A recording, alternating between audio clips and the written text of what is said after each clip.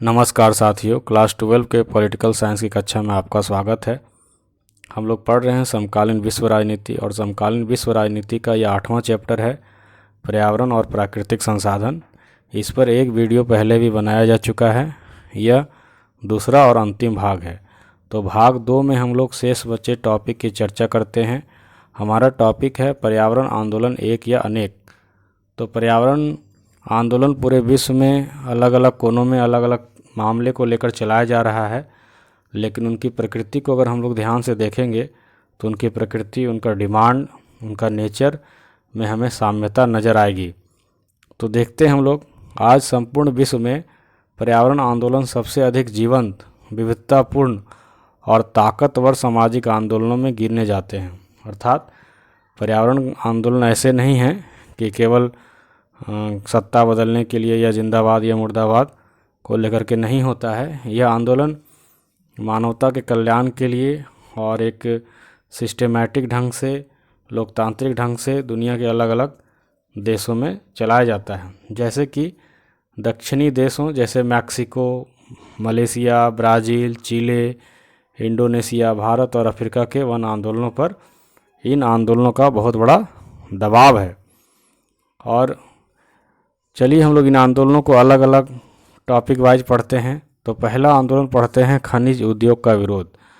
आज दुनिया को औद्योगिक विकास करना है, अगर आगे बढ़ना है तो खनिज उद्योग बहुत इम्पॉर्टेंट है। दुनिया के अलग अलग देशों में खनिज निकाले जाते हैं। यह तो अच्छा लगता है, लेकिन इससे होने वाले दुष्परिणाम मानवता के लिए और इस पृथ्वी के लिए बहुत ही खतरनाक होते हैं। जब से उदारीकरण दुनिया ने अपनाया है तो मल्टीनेशनल कंपनियां अर्थात बहुराष्ट्रीय कंपनियों के लिए बहुत सारे देशों के अविकसित देश, पिछड़े देशों के लिए दरवाजे खुल गए हैं। वे धरती के अंदर मौजूद खनिजों को निकालने के लिए वनस्पतियों को नष्ट करते हैं। अर्थात अगर कहीं कोयला निकालना है तो कोयला तो धरती के नीचे है, लेकिन ऊपर तो जंगल है, तो उन जंगलों को वो नष्ट करते हैं, भूमि को दूषित करते हैं और वहाँ आसपास में रहने वाले स्थानीय लोगों को, गाँव के गाँव को विस्थापित करते हैं। अर्थात उन्हें अपने मातृभूमि को, अपने कर्मभूमि को छोड़कर जाना पड़ता है। इसलिए इन सारे कारणों से खनिज उद्योग का विरोध हुआ है। उदाहरण के लिए देखिए, ऑस्ट्रेलिया की multinational company western mining corporation का विरोध फिलीपींस में भी हुआ और खुद उनके देश ऑस्ट्रेलिया में भी हुआ। तो ये है खनिज उद्योग का विरोध। खनिज उद्योग का विरोध क्यों होता है? क्योंकि इससे बड़ी मात्रा में जंगलों को काटा जाता है। फिर जहाँ पर खनन होता है, माइनिंग होती है, वहाँ का ज़मीन एकदम से नष्ट और भ्रष्ट हो जाता है। वहाँ पर वन्य जीव को भी नुकसान पहुँचाता है। तो इस प्रकार खनिज उद्योग का विरोध करना लाजमी है। दूसरा है बांध विरोधी आंदोलन। तो आज बहुत बड़े बड़े डैम बनाए जा रहे हैं नदियों के रास्ते रोक करके। तो शुरू में तो ये अच्छे लगते थे कि बाढ़ को कंट्रोल करने में सहायक होते हैं, सिंचाई में सहायक होते हैं और भी बहुत सारे इनके लाभ हैं, पर्यटन को बढ़ावा मिलता है, लेकिन इनके बहुत सारे नुकसान भी हैं। बांध बनने से गांव के गांव, सैकड़ों गांव डूब जाते हैं, वहाँ के जंगल पानी में डूब जाते हैं, वन्य प्राणियों को विस्थापित होना पड़ता है और तो और उस क्षेत्र में रहने वाले आदिवासियों को, मूलवासियों को उस जगह को छोड़ना पड़ता है। उनके परंपरागत जो व्यवसाय हैं उनका विनाश हो जाता है। तो इस प्रकार बांधों का विरोध भी दुनिया के अलग अलग कोनों में चल रहा है। 1980 के दशक में पहला बांध विरोधी आंदोलन जो था वह ऑस्ट्रेलिया में चला था। यह आंदोलन फ्रैंकलिन नदी और उनके वनों को बचाने के लिए किया गया था। उसके बाद बहुत सारे बांध विरोधी आंदोलन चले।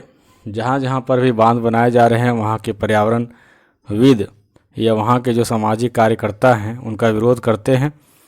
जैसे कि वर्तमान समय में तुर्की, थाईलैंड, इंडोनेशिया, चीन, भारत, ये सभी विकासशील देश हैं। इन देशों में बांध बनाने की होड़ चल पड़ी है।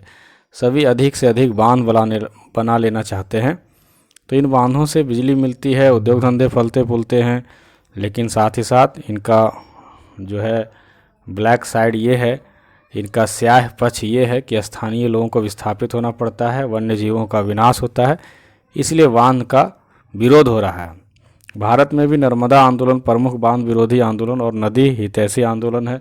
मेधा पाटेकर जैसे कुछ सामाजिक कार्यकर्ता को जानते हैं जिन्होंने नर्मदा आंदोलन वगैरह को चलाया है। साथ ही साथ सुंदरलाल बहुगुणा, गंगा देवी, ये सब का नाम भी हम लोग जानते हैं, जो कि बांध के विरोध में या फिर जंगल कटाई को रोकने के लिए सतत प्रयत्नशील हैं।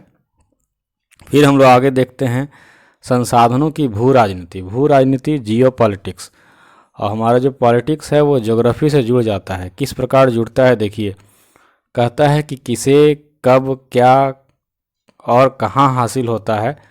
संसाधनों की भू राजनीति इन्हीं प्रश्नों का सामना करती है। आज अमेरिका है, चीन है, रूस है, सभी संसाधनों को जहाँ जहाँ भी इन्हें संसाधन मिल पाता है अविकसित देश में, अंटार्कटिका में, चांद में, समुद्रों में, तो संसाधनों को हासिल करने के लिए वहाँ के पेट्रोलियम को, वहाँ के कोयला को, वहाँ के जल को हासिल करने के लिए वो लड़ पड़ते हैं। तो जियो पॉलिटिक्स का युग है।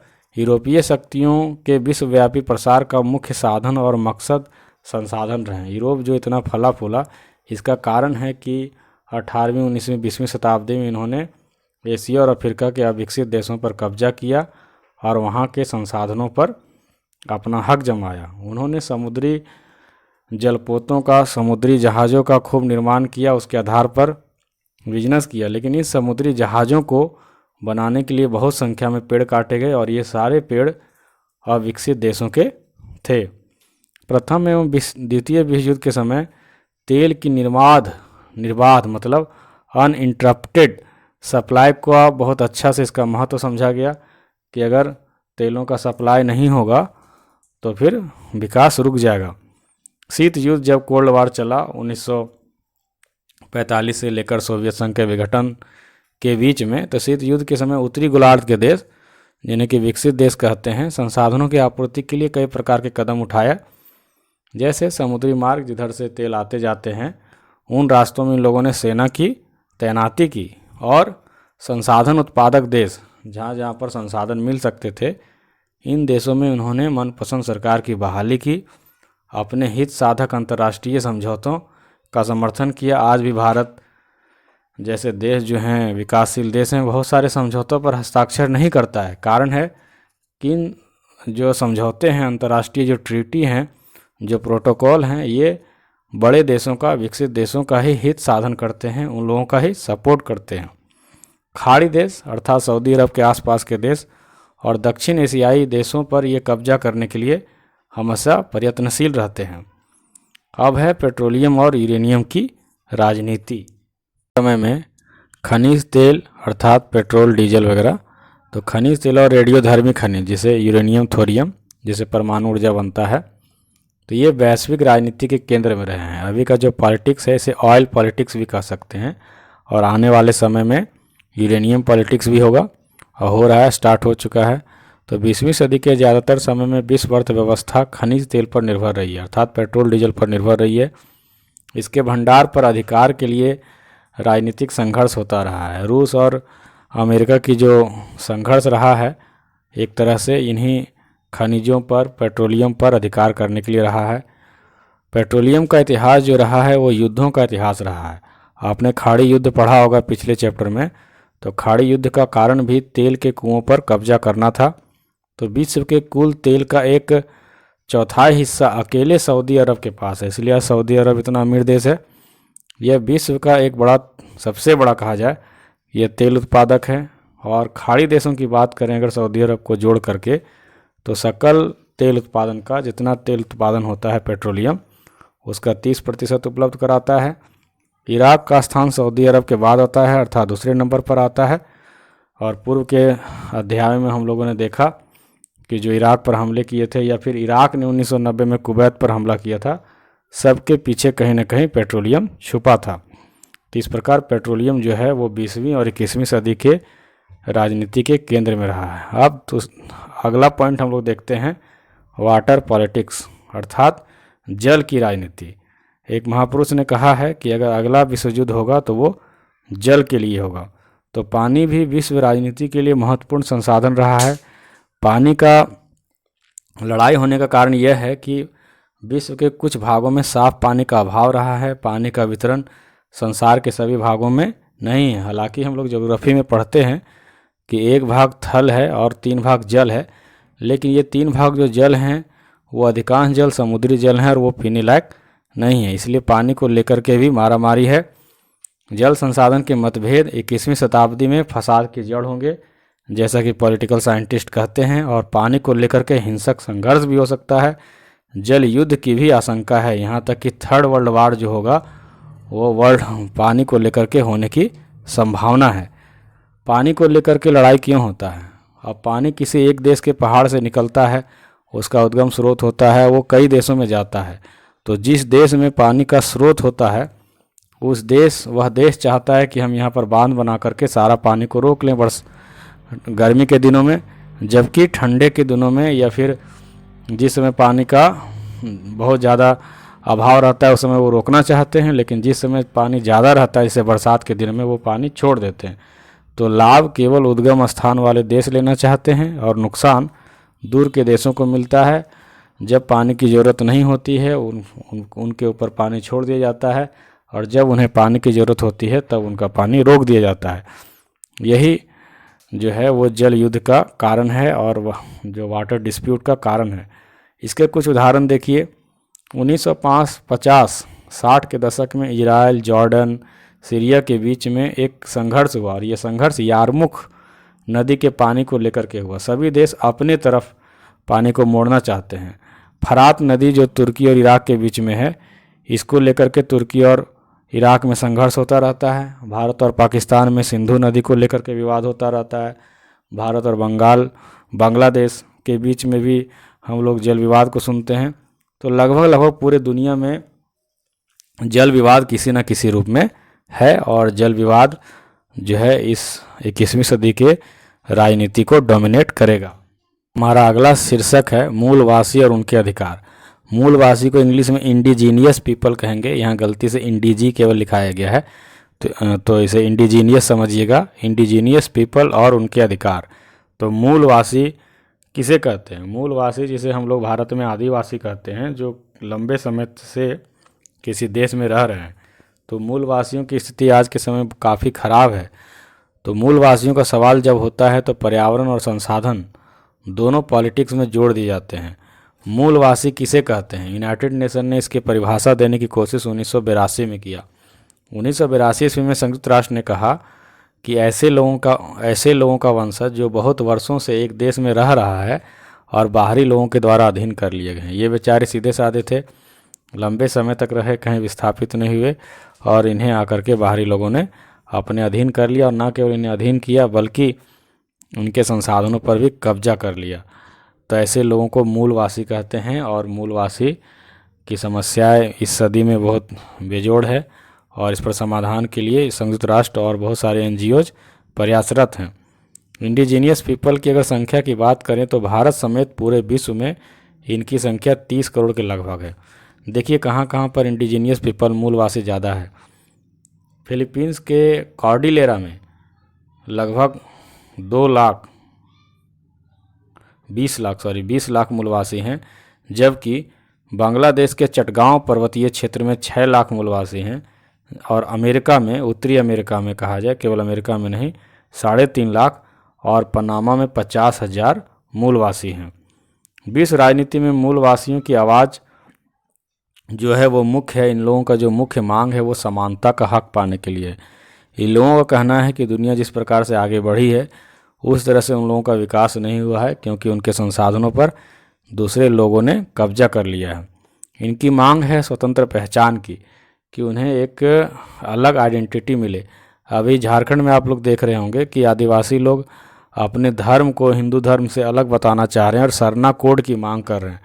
तो ये सरना कोड कहीं ना कहीं इनके जो है फ्री आइडेंटिटी, स्वतंत्र पहचान की तड़प को, भूख को दिखाता है।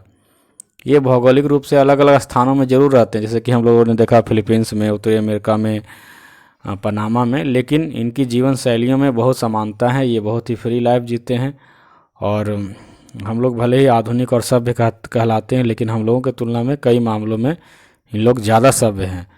तो भारत में मूलवासियों के लिए आदिवासी, अनुसूचित जनजाति, शेड्यूल्ड ट्राइब्स, जिसे शॉर्टकट में SC शब्द का हम लोग प्रयोग करते हैं, तो ये सारे शब्द प्रचलित हैं मूलवासियों के लिए भारत में। भारत में कुल आबादी का इनका जो है 8% है। राजनीति में इनकी हिस्सेदारी जरूर दी गई है, बहुत सारे सीट लोकसभा में, विधानसभा में तय किए गए हैं, नौकरियों में आरक्षण दिया गया है। फिर भी इनको जो हक मिलना था वो हक अभी तक नहीं मिला है। इनमें से अधिकांश लोग घुमंतु हैं। घुमंतु का अर्थ कि वो एक जगह से दूसरे जगह घूमते रहते हैं जानवर को लेकर के, या फिर कोई छोटे मोटे हस्तशिल्प का सामान बेचते हैं। कुछ खेती करते हैं, और खेती ये झूम खेती करते हैं। झूम खेती क्या है ये तो आप लोग को पता होगा कि जंगलों को काट करके वहाँ जला करके फिर खेती करना, फिर जब वहाँ का उपजाऊपन समाप्त हो जाता है तो वो फिर आगे बढ़ जाते हैं। तो इन लोग बहुत ही मनमानी जीवन जीते हैं। ब्रिटिश काल में बहुत सारे कानून लगे इनके ऊपर, इन्हें जंगलों को जलाने से मना किया गया, इन्हें जानवरों को चराने से रोका गया, जिनके कारण इन्हें बहुत सारी कठिनाइयों का सामना करना पड़ा। स्वतंत्र भारत में बहुत सारी विकास परियोजनाएं बनाई गई, जैसे कि विशेष करके नदी जल परियोजना, फिर खानों में खनन। इन सारी परियोजनाओं के कारण इनकी आजीविका जो है, इनका रोजी रोटी मुख्य रूप से शिकार करना है, आखेट करना है।